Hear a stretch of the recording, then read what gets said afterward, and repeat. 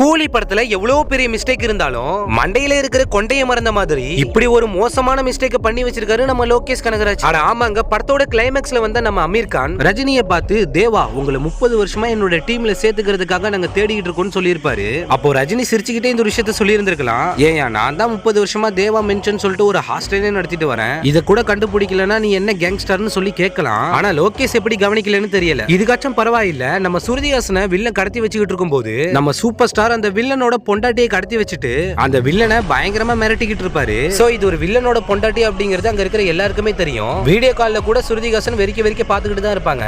ஆனா அடுத்த கொஞ்ச சீன்லயே நம்ம சுருதிஹாசன் ரஜினிக்கு போன் அடிக்கும் போது இதே கேரக்டர் நம்ம சுருதிஹாசன் கிட்ட வந்து உங்களை சார் கூப்பிடுறாங்கன்னு சொன்னதும் எதையுமே கேட்காம கார்ல ஏறி போயிருப்பாங்க.